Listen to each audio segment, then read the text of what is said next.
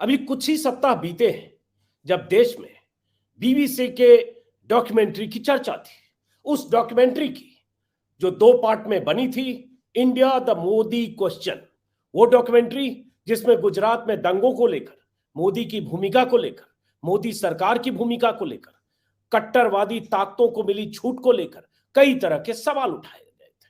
जैसे ही डॉक्यूमेंट्री का पहला हिस्सा जारी हुआ, इंडिया में, भारत में बवाल हुआ, सरकार को एतराज हुआ और आखिरकार दूसरा एपिसोड जारी होने के पहले ही भारत में उस डॉक्यूमेंट्री को बैन करने का फैसला किया गया, पाबंदी लग गई। लेकिन आज खबर आ रही है, बड़ी खबर, कि बीबीसी के दिल्ली और मुंबई दफ्तरों पर इनकम टैक्स के छापे पड़ रहे हैं। कोई इसे सर्वे बता रहा है, कोई छापा बता रहा है, लेकिन दिल्ली से मुंबई तक हड़कंप मची है और छापे लगातार बीबीसी के दफ्तर में जारी हैं। बीबीसी के दफ्तर में जो बीबीसी के कर्मचारी, स्टाफ हैं, उनके मोबाइल रख लिए गए हैं और दफ्तर में इनकम टैक्स के अधिकारियों के जत्थे मौजूद हैं। आखिर क्या वजह है कि बीबीसी के दफ्तरों में छापे ऐसे वक्त में हुए जब डॉक्यूमेंट्री को लेकर बीबीसी बीजेपी नेताओं और सरकार के निशाने पर थी, जब बीबीसी से बीजेपी के नेताओं की नाराजगी सरेआम थी, जब बीबीसी की डॉक्यूमेंट्री को लेकर भारत सरकार की नाराजगी देश दुनिया के लोगों को पता थी। ऐसे वक्त में अचानक बीबीसी के दफ्तरों पर इनकम टैक्स के छापों का मतलब क्या है? क्या ये बीजेपी की डॉक्यूमेंट्री से नाराज मोदी सरकार की बदले की कार्रवाई है? क्या ये टाइमिंग इस बात का सबूत नहीं है कि अगर मोदी सरकार को डॉक्यूमेंट्री से एतराज था तो इनकम टैक्स, जैसे आरोप लगता है बीजेपी सरकार पर कि बीजेपी सरकार अक्सर या कई बार आलोचकों की आवाजों को दबाने के लिए एजेंसियों का इस्तेमाल करती है, चाहे वो एजेंसी आईटी हो, इनकम टैक्स हो, ईडी हो, सीबीआई हो या कोई भी एजेंसी, तो कहीं इनकम टैक्स मोदी सरकार की तरफ से बदले की कार्रवाई के तहत तो नहीं पहुंची है बीबीसी के दफ्तरों पर? इस तरह के सवाल लगातार उठ रहे हैं। विपक्ष के नेताओं के तमाम बयान आ रहे हैं, उन बयानों को भी दिखाएंगे, लेकिन उससे पहले 2 खास मेहमान जो हमारे साथ जुड़े हैं उनसे आपका परिचय करा दें। एनके सिंह सीनियर जर्नलिस्ट हैं, 35-40 सालों की पत्रकारिता का तजुर्बा है, अखबार और प्रिंट में रहे हैं, ब्रॉडकास्ट एडिटर्स की एक बॉडी के महासचिव रहे हैं, संस्थापक रहे हैं और बहुत बारीकी से प्रेस फ्रीडम के मुखर समर्थक भी रहे और बहुत बारीकी से कायदे कानून और हर पहलू को जानते हैं। दूसरे शीतल प्रताप सिंह है, वरिष्ठ पत्रकार, माफ करिए नेता बोल रहा था, वरिष्ठ पत्रकार हैं और 30-35 सालों से पत्रकारिता में तजुर्बा है और सत्य हिंदी जो वेबसाइट और यूट्यूब चैनल है उसके संस्थापकों में से एक है। सबसे पहले शुरू करते हैं सिंह साहब आपसे ही।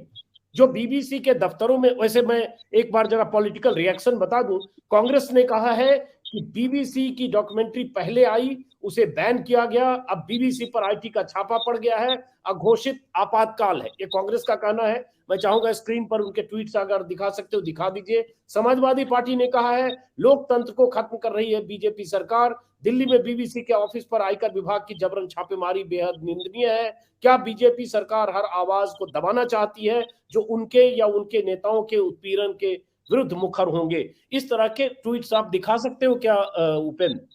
तो ट्वीट्स आप दिखाइए। इस तरह के जो विपक्ष की तरफ से लगातार ट्वीट किए जा रहे हैं और ये आरोप सरकार पर लगातार लगाए जा रहे हैं। जैसे अखिलेश यादव ने कहा है बीबीसी पर छापे की खबर व्यवहारिक आपातकाल की घोषणा है।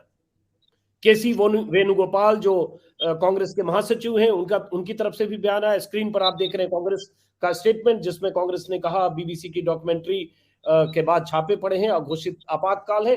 तमाम ऐसे ही पॉलिटिकल संगठनों के बयान आ रहे हैं और नेताओं के बयान आ रहे हैं। जैसे केटीआर जो तेलंगाना की पार्टी के एक तरह से बहुत बड़े नेता हैं, मुख्यमंत्री के बेटे हैं, उनकी तरफ से भी आया है। Agencies like IT, CBI and ED have become laughing stock for turning into BJP's biggest puppets. What next? ED raids on Hindenburg or hostile takeover attempt? ऐसे बयान उनकी तरफ से भी है। लगातार प्रशांत भूषण जो वरिष्ठ पत्रकार हैं, वरिष्ठ एडवोकेट हैं, उनकी तरफ से भी बयान आया है।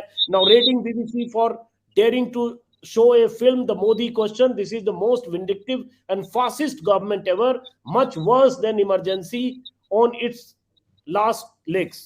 ये प्रशांत भूषण का, तमाम लोगों के ऐसे बयान आ रहे हैं। सिंह साहब, पहली प्रतिक्रिया क्या माना जाए? सवाल टाइमिंग का है, सवाल अचानक बीबीसी की इस डॉक्यूमेंट्री से नाराजगी के कुछ हफ्ते बीते और उसके बाद छापा मारने पहुंच गई इनकम टैक्स।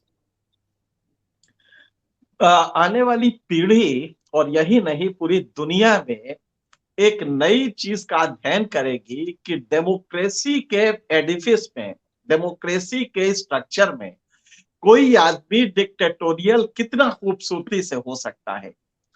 जिस दिन ये सब हो रहा है, क्रिमिनल जूरिस्प्रूडेंस में सीक्वेंसिंग का बड़ा महत्व है। मान लीजिए कि एक घटना हुई जिसमें कि एक आदमी जा रहा है और वहां कुत्ते उस समय भौंक रहे हैं, रात के अंधेरे में वो जा रहा था, कुत्ते भौंक रहे थे। कुछ देर बाद एक चोरी का सामान उसकी जेब से मिला, तो ये माना जाएगा कि पड़ोस के घर से उसने चुराया था। अगर यही उल्टा होता, इनकम टैक्स का रेट पहले पड़ता और बीबीसी की डॉक्यूमेंट्री बाद में आती, तो ये माना जाता कि बीबीसी विंडिक्टिव थी। इसमें क्लियर केस है विंडिक्टिवनेस का, इसमें कोई कंफ्यूजन नहीं है। भारत की जनता इतनी मूर्ख तो नहीं है कि उसे इतना कंफ्यूज किया जा सके।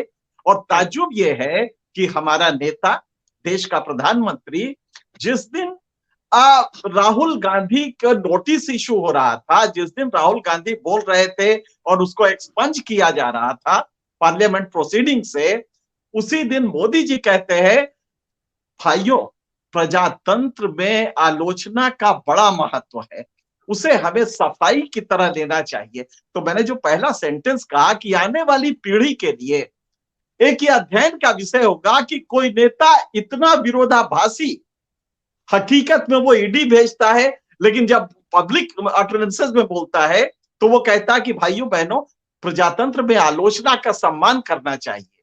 यहां पे बहुत क्लियर केस है। मुश्किल क्या है कि आईटी का छापा, आप जरा सोचिए, बीबीसी पब्लिक ब्रॉडकास्टर है, बीबीसी का एक, और फिर उस संस्था को आप जानते हैं, जर्नलिज्म अगर दुनिया में कहीं भी एक मानदंड बनेगा तो वो बीबीसी बनेगा, पब्लिक ब्रॉडकास्टर है। उसके यहां इनकम टैक्स क्या होता है? इनकम होता है दो तरह का, कॉर्पोरेट टैक्स या पर्सनल टैक्स। यहां पे अगर पर्सनल टैक्स का है तो ऑफिस में क्यों छापा हमारा? अगर मान लीजिए बीबीसी के करस्पॉन्डेंट पे आपको छापा डालना है तो उसके ऑफिस में क्यों डालेंगे? और दूसरा, अगर बीबीसी ने कोई एक तो कर नहीं सकता इनकम टैक्स से घोटाला, क्योंकि वो पब्लिक ब्रॉडकास्टर है। ये तो वही हुआ कि दूरदर्शन पे छापा पड़ा इनकम टैक्स का। ये कोई समझी में नहीं आएगा भाई, इनकम टैक्स का छापा दूरदर्शन पे कैसे पड़ सकता है, दूरदर्शन के किसी अधिकारी पे पड़ सकता है? तो ये एक मजाक हो गया है। मुझे लगता है कि इतनी भी समझ नहीं थी कि इनकम टैक्स का छापा कम से कम बीबीसी के ऑफिस में नहीं पड़ सकता, आप ईडी का डलवा सकते हैं किसी और ग्राउंड पे। तो ये सीधा केस है, क्लियर केस है विंडिक्टिवनेस का। और मुझे याद आता है कि हिटलर का ये मैन कैम्प, मेरे पास ये किताब है, इसके पेज नंबर 237 में एक बड़ी बढ़िया बात लिखी है। हिटलर ने लिखा है कि 3 तरह के लोग होते हैं। एक, जो संवाद को, जो जन संवाद होता है उसको यथावत मान लेते हैं, ये एक बहुत बड़ा वर्ग होता है। उससे छोटा होता है जो किसी भी बात को नहीं मानता। और तीसरा होता है वो रेशनली सोचता है, इंटेलेक्चुअली सोचता है, और तब जाके उसको तराजू पे तौल के मानता है। हमें, हिटलर ने कहा कि हमें ये सबसे पहले वाले को पकड़ना है जो हर बात को मान लेता है। मोदी जी इसके अच्छे एक्सपर्ट हैं। उस वर्ग को जो हर बात मान लेता है, जो पब्लिक अटरेंसेस में आते हैं, ये उस वर्ग को बड़ी खूबसूरती से पकड़ ले रहे हैं।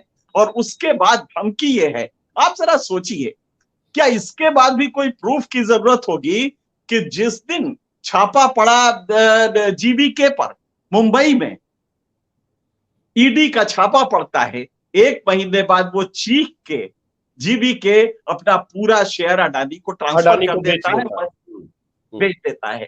उसके बाद भी कोई प्रूफ की जरूरत नहीं। और क्रिमिनल जस्टिस सिस्टम में आप जानते हैं कि हमारे यहाँ भारत में ये जो करप्शन चल रहा है, ये पे ऑफ सिस्टम का करप्शन है, collusive form of corruption, coercive नहीं है।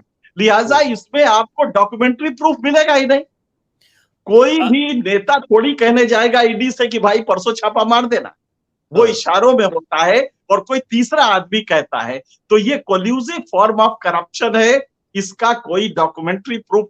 लिहाजा मोदी जी ऐसे ही ये सब चीजें होती रहेंगी, कोई अडानी बढ़ता रहेगा, कुछ नहीं कर सकते आप, क्योंकि जो फसाड है डेमोक्रेसी का, उसके अंदर उन्होंने उसको पकड़ा है जो हर बात को मान लेता है। राम मंदिर से खुश हो जाएगा, बेटे की नौकरी नहीं लगेगी तो भी चलेगा, ये वो वर्ग है जिसको उन्होंने कैप्चर किया है और ये तमाशा चलता रहेगा। अब एक वीडियो है हमारे पास मोदी जी का, जब वो पीएम नहीं थे, वो गुजरात के सीएम थे, तब कैसे वकालत करते थे वो बीबीसी की और तारीफ करते थे। कुछ ट्वीट्स भी हमारे पास जिसमें मोदी जी ने तब कहा था कि लोग बीबीसी पर कितना भरोसा करते हैं। तो मैं चाहता हूं कि वो वीडियो अगर मैं दिखा सकूं तो दिखाते हैं, जिससे आपको अंदाजा लगेगा कि जब ये हमारे आप प्रधानमंत्री नहीं होते मीडिया हैं वर्ल्ड, आप क्या चाहते हैं। सुनिए। ये हमारे मीडिया वर्ल्ड, जब तक हमारे देश में आकाशवाणी थी, दूरदर्शन थी, लिमिटेड अखबार थे, तब तक आम आदमी के बीच बात क्या होती थी? ये कहते थे, यार ये तो मैंने बीबीसी पे सुना है।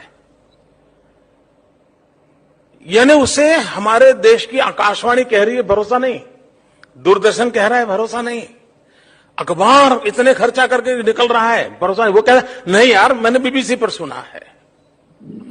अब ये जो क्रेडिबिलिटी है, सरकार की व्यवस्थाओं पर से भरोसा उठ जाना, ये मैं समझता हूं बहुत ही बड़ा खतरा है। और जब व्यवस्थाओं पर से भरोसा उठ जाए तो व्यक्ति अलग रास्ते खोजता है। जब न्याय पर से उसका भरोसा उठ जाए तो खुद ही न्याय करने की दिशा में चला जाता है। पास चलते हैं। शीतल जी, आपने सुना, जब तक आप प्रधानमंत्री नहीं है, देश की सत्ता नहीं है आपके पास, तब तक क्या क्या बोलते रहे। बाकी चीजों पर बात करेंगे तो 24 घंटे का वीडियो बनता है, लेकिन हम इसी पर अगर हम फोकस रहे कि तब आप बीबीसी की तारीफ करते थे, बीबीसी की क्रेडिबिलिटी की बात करते थे। एक और ट्वीट मेरे हाथ में है जो अप्रैल 2013 का है, जिसमें मोदी जी ने लिखा था तब गुजरात के सीएम के तौर पर, till there was DD Akashvani, what did common people discuss? We heard it on BBC. There was no faith in DD Akashvani. तब आप सरकारी चैनलों को डिस्क्रेडिट करते हुए बीबीसी को श्रेय देते थे। उसी तरह की बात उस वीडियो में है। और अब वही बीबीसी आपके लिए विलेन है। अभी गौरव भाटिया जो बीजेपी के प्रवक्ता है, उनका एक लंबा चौड़ा बयान देख रहा हूं जो अभी वीडियो पर उन्होंने कहा है, बीबीसी का इतिहास भारत के खिलाफ काम करने वाला है, प्रोपेगेंडा है, और पूरा इतिहास उन्होंने 25-30 साल का बता दिया। देखिए, ऐसा है कि शायद जैसा लोकतांत्रिक देश हमारा है और आबादी के लिहाज से सबसे बड़ा लोकतांत्रिक देश हम अपने आप को कहते भी हैं, नंबर के हिसाब से है भी, ऐसा कहीं संभव नहीं है कि उस देश के प्रधानमंत्री की डिग्री को लेके 9 साल बीत जाए, डिफरेंट हाई कोर्ट्स में मामले चलें, डिफरेंट इंफॉर्मेशन और दूसरी जो एजेंसियां हैं हमारी जहां से उत्तर मांगे जाते हैं, डिफरेंट यूनिवर्सिटीज में सवाल जाए और उनके उत्तर रोकने के लिए सॉलिसिटर जनरल के स्तर पर लोगों को लगाया जाए जो तारीखें लें या किसी टेक्निकल मामले से उसको आगे बढ़ाए। तो उसके आगे अब ये सारी चीजें बहुत हल्की नजर आती हैं कि वो गलत बोलते हैं, कि वो दो अर्थी बात करते हैं, कि वो जो करते हैं और जो कहते हैं दोनों में कोई तालमेल नहीं होता। इन सब बातों का क्या मतलब है जब हमारे सामने ऐसे हार्ड फैक्ट्स हैं और हम उनका कुछ नहीं कर पा रहे हैं? क्योंकि वो बिल्कुल सही कहा एनके सिंह भाई साहब ने कि समाज का एक हिस्सा ऐसा उन्होंने पकड़ रखा है और वो इसमें सफल है इस समय, जिसको वो चाहे जो करें चाहे जो कहें, वो उसको उनके कहे को या उनके भेजे हुए को एज इट इज गल्प करता है और उसकी प्रशंसा करता है, उसके लिए झगड़ा करता है, उसके लिए मारपीट भी कर लेता है।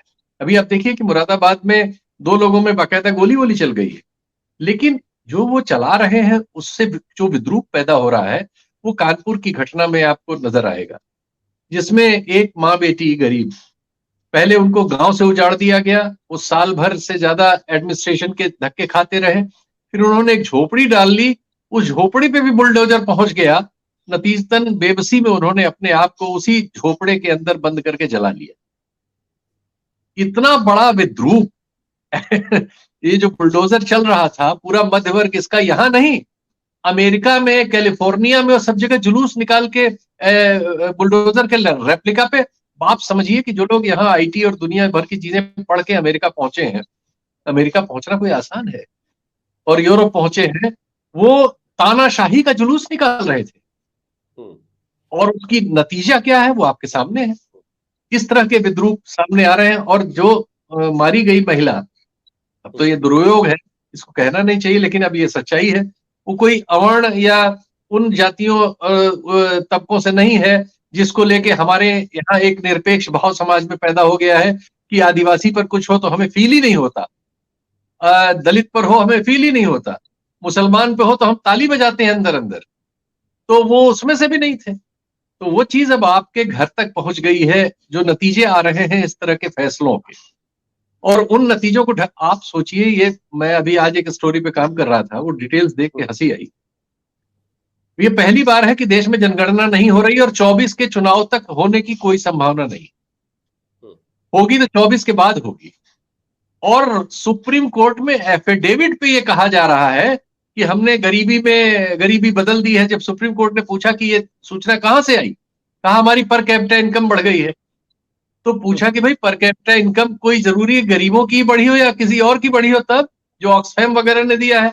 उसके बाद से डेट ली जा रही, 6 महीने की डेट हो गई। प्रशांत भूषण की हर्ष मंडल वाली याचिका पर प्रशांत भूषण का हस्तक्षेप था, उस पर यह जवाब। हम कमाल देख रहे हैं सब तरफ। बाकी कमाल पे आप कार्यक्रम कर ही चुके हैं कि एक जैसा। बीबीसी पर लौटते हैं शीतल जी, कि देखिए मैं ये कहना चाह रहा हूँ, एनके सिंह आपके पास भी आऊंगा, कि इसका मतलब ये जो ब्लेटेंट बोलते हैं ना, कि ये मान के चलते हैं कि हम ऐसे छापे मारेंगे, आप इसके टाइमिंग पर सवाल उठाओ, आप ये मान लो कि हाँ हमने छापे मारे और हमने सब कुछ सोचकर मारे, आप ये मान लो कि बीबीसी को लेकर विंडिक्टिव है, आप ये मान लो कि बीबीसी ने डॉक्यूमेंट्री बनाई, दिखाई, हम नाराज थे, हमने नाराजगी जताई, या एजेंसी छापे मारे। आपको जो सोचना है, जो बोलना है, आपातकाल कहो, कुछ कहो, फांसीवादी कहो, हिटलर से तुलना, हमें कोई फर्क नहीं पड़ता। उसकी वजह वही जो आप बता रहे, भाई जनता, उनको लगता है कि जनता के दिमाग में जो भर दिया गया उसके आधार पर। तो ये तो बहुत खतरनाक स्थिति है ना, कि उनको परवाह ही नहीं है। हम आप कुछ भी बोलते रहे, चाहे अडानी को लेकर बोलते रहे, चाहे उनकी दोस्ती को लेकर बोलते रहे, उन्होंने तय कर लिया कि हमको ऐसे ही करना है। जनता नहीं, आप अभी ट्विटर पर मैं देख रहा हूं, वो सारे पढ़े लिखे समर्थक, कोई आर्मी का रिटायर्ड ब्रिगेडियर है, कोई पता चला कि हमारा फॉरेन सेक्रेटरी लेवल तक गया है, विदेशों में जगह जगह दूतावासों में नौकरी कर चुके हैं। एक बहुत बड़ा मध्य वर्ग है, बहुत बड़े बड़े पदों से निकले हुए लोग हैं। वो इस सब पे सरकार को बल्कि तर्क सुझाते हैं कि नहीं, यही नहीं, आप इसके अलावा ये भी कर सकते थे, ये करिए तभी इनकी गर्दन दबेगी। आप आश्चर्य होता है, ये वर्ग जो है सिर्फ उतने तक सीमित नहीं है कि उनकी पढ़ाई नहीं हो पाई, कि वो या अर्ध शिक्षा में रह गए, या कुशिक्षित हैं, गरीब हैं, वही नहीं है। एक बहुत सारा समूह उनका है जिनके पास शिक्षा और साधनों की रोशनी पहुंची थी, लेकिन उसके बाद उनका दिमाग और उनका आचरण और उनकी सोच समझ कमाल हो गई है, कि जो समझ रहे हैं कि किसी अलोकतांत्रिक दुनिया में क्या हो रहा है दुनिया भर में, और लोकतांत्रिक दुनिया में मनुष्य को तुलनात्मक रूप में क्या बेहतरी है। ये तर्क जो पिछली 200 साल पहले से समाज जिनको समझ चुका था और 200 साल से उनको प्रैक्टिस कर रहा है, उनके अब फिर से नई परिभाषाएं ये हमारे यहाँ 21वीं सदी में फिर से गढ़ी जा रही है। और ये सब तर्क बताए जा रहे हैं, सुझाए जा रहे हैं कि और ज्यादा बेहतर तानाशाह आप कैसे बने, आप ज्यादा बेहतर, ज्यादा क्रूर कैसे बने। आप देखिए बुलडोजर को लेके जो हमारे मध्य वर्ग ने पूरी दुनिया में और देश में कर रखा है और उसको तारीफ करते हैं, ये कोई सोचना समझ। इस केस में भी इसका मतलब यही हुआ सिंह साहब, यही हम लोग इस शो के पहले आपस में हम लोग बात भी कर रहे थे अपने ऑफिस में भी, कि ये सब कुछ करते हैं ये मान के भाई कई पत्रकारों को पकड़ा गया, जुबैर को, मोहम्मद जुबैर को 1 महीने तक एक ट्वीट पर जेल भेज दिया गया, और दिल्ली से जमानत हो उससे पहले सीतापुर में बुक कर दिया गया, वहां हो तो कहीं और इंतजाम किया गया। तो ये सब कुछ करते हैं ये मान करके, वही जो मैंने कहा कि आपको जो बोलना है, जो विरोध करना है, जो आलोचना करना है करो। बीबीसी जैसी संस्था जिसकी तारीफ आप करते रहे, उनको पता होगा कि बीबीसी पर छापों का असर इंटरनेशनल मीडिया में हो सकता है, अमेरिका और यूरोप के अखबार में संपादकीय छप सकता है, कोई फर्क नहीं पड़ता। तो ये तो ऐसी स्थिति हो गई सिंह साहब की ज्यादा खतरनाक स्थिति है। नहीं, आप करते रहिए इंटरनेशनल, ये तो इंटेलेक्चुअल जिम्नास्टिक्स है, ये बौद्धिक जुगालीपन है, इसका कोई मतलब नहीं होता है। जब तक हम मंदिर बनवा के उस वर्ग को मुतासिर करते रहेंगे, और पढ़े लिखे से तार्किक नहीं होता, साइंटिफिक थिंकिंग की जरूरी नहीं कि शिक्षा से आए। ये बड़ा अजीब सा पैराडॉक्स है कि शिक्षा जरूरी नहीं कि साइंटिफिक थिंकिंग, लॉजिकल थिंकिंग दे। तो एक तो वो पक्ष है, और उसमें रिवार्ड गिविंग सिस्टम बड़ा अच्छा होता है जो मोदी के साथ है।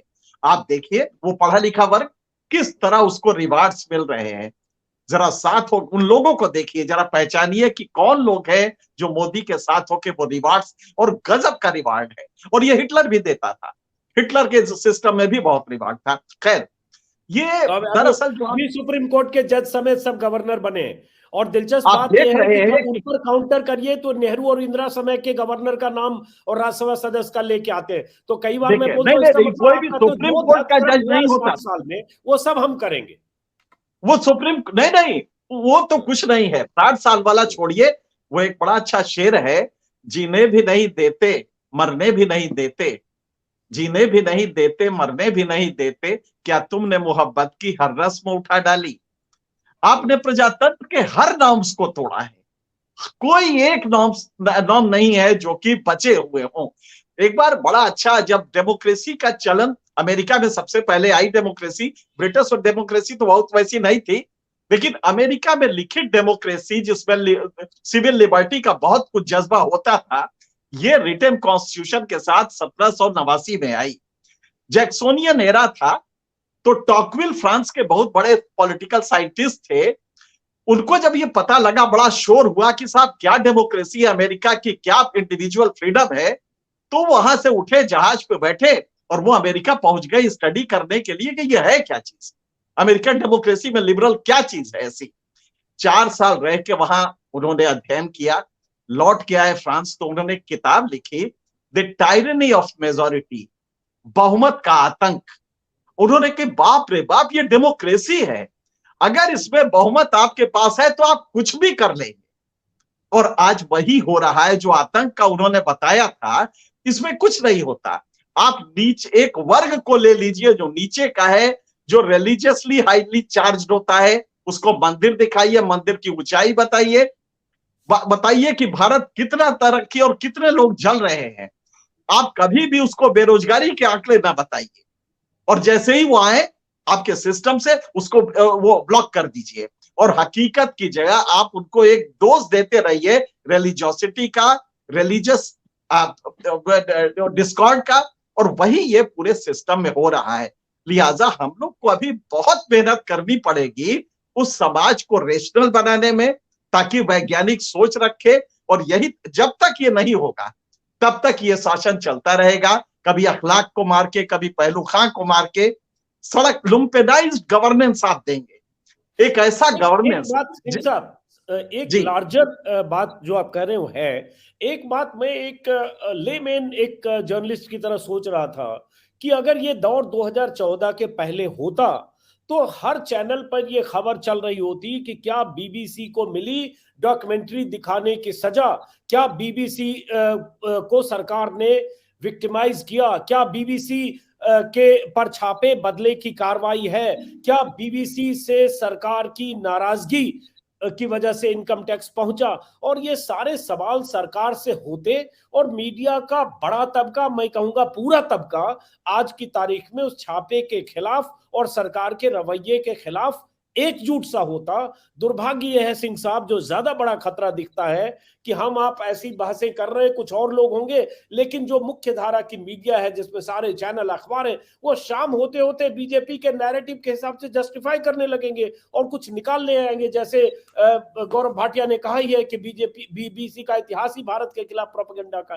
तो ये एक ज्यादा खतरनाक स्थिति हो गई कि हम लोग हाशिए पर पहुंच गए सर। आप देखिए ना स्थिति कितनी बिगड़ गई कि ये हिमाकत एक इंडस्ट्रियलिस्ट कर रहा है जो कोरोना काल में कमा रहा था। वो इंडस्ट्रियलिस्ट हिमाकत कर रहा है कहने कि साहब ये मेरे ऊपर नहीं, ये तो देश पे हमला है, और हम उसको सुन रहे हैं। तो इसका वो तरीका है, वो बड़ा बढ़िया है। मैंने अभी कोट किया आपको हिटलर की किताब का, मैन कैम्प का, उसी में जो उसके अगला सेंटेंस है वो यही है कि ये सारी मीडिया को कंट्रोल करो और इसको स्टेट के कब्जे में ले आओ। आप वो सेंटेंस मैं आपको पढ़वा दे रहा हूं, it must not be led astray by the will of the wisp of so-called freedom of the press. ये कतई ये फ्रीडम का प्रेस वगैरह ये बकवास है. और we talked into neglecting its duty and withholding from the nation which is good and which is the best for the country. अब ये कह रहा है कि ये जो बकवास है कि मीडिया स्वतंत्रता ये बिल्कुल बंद करिए और स्टेट के कंट्रोल में रखिए और स्टेट नेशन के वेलबींग को डिसाइड करेगा. ये हिटलर था, आप देख तो रहे हैं. यही पूरा प्रोसेस चल रहा है. ये तो कहिए कि ईश्वर का एक टेक्नोलॉजी का वरदान आया, सोशल मीडिया, जिसमें कि हम आज किसी भी मालिक के उसमें नहीं, अंगूठे के तले नहीं है, हमें कोई तनख्वाह नहीं चाहिए, लेकिन हम अपनी बात कह सकते हैं. ये टेक्नोलॉजी उसको भी कंट्रोल करने की कोशिश हो रही है, उसको भी पूरी तरह शिकंजे में लेने की कोशिश हो रही. तो मुझे लगता है कि ये हम लोग की लड़ाई चलती रहेगी. लेकिन एक बात आप गौर कीजिएगा कि पिछले 2 साल के रिकॉर्ड देखिए, इस समय जो ये so called main stream media है, इससे लोग बुरी तरह आहत है. और आप देख रहे हैं कि किस तरह से वो हमारी बातों पे भरोसा ज्यादा बढ़ रहा है. तो मेरे ख्याल से जब तक हम लोग इसको करते रहेंगे शिद्दत से, निष्ठा से, ईमानदारी से और प्रजातांत्रिक उसमें प्रजातांत्रिक जोश से, मुझे लगता है कि ये चीजें बदल सकती है. लेकिन हाँ, अभी इसमें टाइम लगेगा क्योंकि राम मंदिर काफी ऊंचा होता जा रहा है. बहुत अहम बात कही सिंह साहब ने, और शीतल जी आपने भी उसी ओर इशारा किया. देखिए अभी बयान अमित शाह का आ चुका है राम मंदिर को लेकर. त्रिपुरा से भी राम मंदिर की बात कर रहे हैं, देश के किसी और हिस्से से भी राम मंदिर की बात कर रहे हैं, पीएम भी कर रहे हैं. और राम मंदिर की 2023 के आखिर तक राम मंदिर बन जाएगा, 24 में चुनाव. तो जिसको हम लोग कहते हैं ना, बिहार में बोलते हैं कहावत, कुएं में भांग पड़ी है. तो कुएं में भांग डाल दी गई, एक एक लोटा पी के सब मस्त हैं. आज हम अंदाजा लगा सकते हैं कि ट्विटर और सोशल मीडिया पर, व्हाट्सएप पर बहुत बड़ा तबका, जो मोदी समर्थकों का तबका है, जिसको हम लोग अनभक्त करते, लोग कहते, चिढ़ भी जाते, वो जस्टिफाई करने के उनके पास एक काट है अजीत जी, भांग की एक काट है नींबू खिलाना. तो हम लोग वो नींबू खिला रहे हैं, कटेगा भांग, लेकिन थोड़ा टाइम लगेगा. पूरे कुएं को तो नहीं साफ कर सकते, लेकिन नींबू खिला के लोगों को बाहर निकाल सकते. शायद ये काम आप कर रहे हैं और हम सब लोग लगे हैं उसमें. नहीं, मैं ये सही कह रहे हैं आप, लेकिन मैं ये कह रहा था कि शाम तक, दोपहर बाद शाम तक उन सब के पास व्हाट्सएप के जरिए, सोशल मीडिया के जरिए लॉजिक पहुंच चुका होगा कि बीबीसी पर अगर छापा पड़ा भी तो कितना वाजिब है, उसकी वजह है, देश के खिलाफ कैसे काम कर रहा था. वही अभी गौरव भाटिया जो बीजेपी के प्रवक्ता ने कहा, कुछ और लोग आ जाएंगे. और दुर्भाग्यपूर्ण यह है कि देश की बहुत बड़ी आबादी उसी नैरेटिव को, उसी हिसाब से वह सच मानती है. और शायद यही वजह है, कई बार लगता है ठीक है हम लोग बोल तो रहे, लेकिन ये हम लोगों का बोला नकार खाने में तूती की आवाज की तरह दम तो नहीं तोड़ रहा है. शीतल जी, उसके बाद सिंह साहब. नहीं, इसमें तो कोई शक नहीं कि जितनी रीच टेलीविजन की है, और सोशल मीडिया पर सिर्फ हम ही आप नहीं है, सोशल मीडिया पर उनकी बात कहने वाले हम आपसे बहुत ज्यादा है. हम आप उनको देखते ही इसलिए नहीं है कि हम समझते हैं कि उसमें क्या कंटेंट है और वो बिल्कुल, लेकिन उनको बहुत सारे लोग देखते हैं. तो देखिए, वो हर जगह जो भी फोरम्स हैं उन पर उनकी बात कहने के लिए उनकी संख्या और उनकी सामर्थ्य तुलनात्मक रूप में बहुत ज्यादा है. टेलीविजन के जरिए तो उन्होंने पहले ही एक बहुत बड़ा वर्ग जो है अपने नीचे कर लिया है, और उसके जरिए वो उस तरह के वीडियो तैयार करा लेते हैं, जैसा अनुपम खेर की माता जी का एक वीडियो चल रहा है. तो बहुत सारे लोग जो रिटायर्ड हैं और दूसरे हैं, या जिनकी नॉलेज एक्सेस सिर्फ टेलीविजन तक है, बहुत सारे रिटायर्ड लोग, ज्यादातर की वही है, तो वो जो है वो तो उससे ही प्रभावित होते हैं. और सचमुच आप ठीक कह रहे हैं कि अभी शुरू हो गया होगा कुछ चैनलों पर, और अभी बहुत सारे चैनल सिर्फ ये नहीं कि जो बीजेपी कहेगी, वो अपनी ओर से भी सरकार का पक्ष रखने की कोशिश करने के क्रम में बहुत सारे पुराने और इधर उधर की चीजों को मिला के, कुछ मसाला बना के, कुछ ऐसे शीर्षक रख के जिनसे लोगों में वो भाव पैदा हो, जिस भाव को पैदा करने की नीयत सरकार की है, उसमें प्रतियोगिता होगी कि कौन किस तरह के शीर्षक गढ़ के बीबीसी को आज की रात विलेन साबित करता है. और एक बहुत बड़े जनमानस में, चूंकि ये सूचना का युग है और सूचना में टेक्नोलॉजी ने उसको एकदम ओवर पावर कर लिया है, तो वो बहुत बड़े संख्या में तो उन्हीं की बात जाएगी. लेकिन एक मिनट देखिए, ये एक किसी का कमेंट है, ये सिग्निफिकेंट है, इसलिए मैंने अचानक ऑन एयर किया। कोई जी बबीता जी है, जी उन्होंने लिखा, अब ये पता नहीं सही है कि नहीं, पुलिंग में लिखा स्त्रीलिंग तस्वीर है, लेकिन भावनाओं पर जाते हैं कि बीबीसी के दफ्तर पर बुलडोजर चलाया जाए, मतलब भारत में रहकर कुछ भी छापेंगे, लोकतंत्र का चस्का लगा, सख्त कार्रवाई हो। अब ये जो स्थिति है, ये स्थिति भी है, चेतना ऐसी सुन्न हो गई है लोगों की कि वो इस दिशा में भी सोचने लगते हैं। एग्जैक्टली यही तो मैं कह रहा था कि सोशल मीडिया पे ऑलरेडी जो आईटी सेल वगैरह के लोग, ये आईटी सेल का कोई न कोई कांटेक्ट होगा, ये शुरू कर दिया है उन्होंने। बीबीसी पर आप और हम जो कोशिश कर रहे हैं वो कुछ हजार कुछ लाख तक जा रही है, लेकिन करोड़ों लोगों तक पहुंचने के उनका काम शुरू हो चुका है। वो सिर्फ भाटिया तक सीमित नहीं है, इस तरह के हजारों, ये तो बिल्कुल निश्चित तौर पर ट्रोल अकाउंट ही है, एक लड़की का फोटो लगा के और पुल्लिंग में बात कर रहा है, तो वो इस तरह के हजारों अकाउंट्स हैं। बहुत सारे पेड्स हैं और बहुत सारे अपने मन से भी ये सब करते हैं, क्योंकि उन्होंने बहुत एक बड़े सेक्शन में ऐसा मन भी तैयार कर लिया है, या वो मन था, लपक रहा था, उसको एक मौका दे दिया है कि वो ये काम करे, और वो ये काम कर रहा है। उसकी संख्या कोई कम नहीं है, उसकी बहुत ज्यादा संख्या हर जगह है, लेकिन उन जगहों पर जहां थोड़ा बुद्धि विवेक का इस्तेमाल हो सकता है, मसलन ट्विटर, अभी तक फिलहाल उसमें थोड़ा उसको मुश्किल होती है, लेकिन वो धीरे धीरे उन सब पर कंट्रोल करने की कोशिश करते जा रहे हैं। बीबीसी पर आज का छापा उसी में से एक कड़ी। सिंह साहब, अब सवाल वही उठता है कि ठीक है, हम लोग अपनी बात कह रहे हैं लगातार, आप भी और ऐसे बहुत सारे लोग सोशल मीडिया पर, और आपने सही जिक्र किया कि ठीक है, कम से कम एक विकल्प है सोशल मीडिया जिस पर एक सही को सही, गलत को गलत कहा जा सकता है, यह सरकार की आलोचना का स्कोप है तो आलोचना की जा सकती है, लेकिन यह समझना जरूरी है कि कहां एक तरफ उनका इको, और बड़ा दिलचस्प है, पीएम ने संसद में यह भी कहा उनका इकोसिस्टम उछल रहा था, राहुल के बयान की बात कर रहे थे, जिनका खुद का बहुत बड़ा इकोसिस्टम है वो दूसरे इकोसिस्टम की बात कर रहे थे, तो कहीं ना कहीं इशारों में सिंह साहब वो तमाम सोशल मीडिया पर जो कुछ लोग हैं जो वॉइस बुलंद करते हैं उनकी तरफ इशारा था। मतलब पीएम को ये भी बर्दाश्त नहीं है, पीएम और सत्ता को। नहीं, वो तो छोड़िए साहब, उसके अलावा हर तीसरे दिन अमित शाह से लेके कौन नहीं बोल रहा है सोशल मीडिया पे, इतना भी उनको विरोध गवारा नहीं है। खैर ये एक बात है, ये जो हम लोग सोच रहे हैं ना, ये जिस व्यक्ति ने लिखा है इसकी जानकारी बहुत कम है, ये बहुत अज्ञान, ये समझ रहा है बीबीसी कोई अखबार छापता है और अखबार में कोई खबर निकली है और ये उसलिए कह रहा है, और भारत में वो अखबार छपता है, कोई बीबीसी को समझा कि कोई मतलब ये आप ही की तरह का कोई चैनल है। मेरे उसकी अज्ञानता से मुझे तरस आ रही है। खैर, अब आप दूसरा पक्ष देखिए, कार्ल मार्क्स ने एक बड़ा बढ़िया कहा था, ये डायलेक्टिक मटेरियलिज्म, इसको द्वंदात्मक भौतिकवाद कहते हैं हिंदी में, इसमें मार्क्स और एंजल सब ने बहुत काम किया था। तो ये द्वंदात्मक भौतिकवाद में कहा था कि अचानक आप देखेंगे कि सामूहिक चेतना समाज की बदलती है और गुणात्मक परिवर्तन आता है। आज जो आप देख रहे हैं ना, ये आदमी जो कमेंट कर रहा है, ये कल नहीं रहेगा। अचानक आपको लगे, आपको याद होगा जब इमरजेंसी हुआ था तो अचानक आपने देखा था चीजें कितनी तेजी से बदल थी और उतनी ही तेजी से फिर कांग्रेस की तरफ बदल गई। तो ये जो आप देख रहे हैं ना, नैराश्य भाव की कोई जरूरत नहीं है।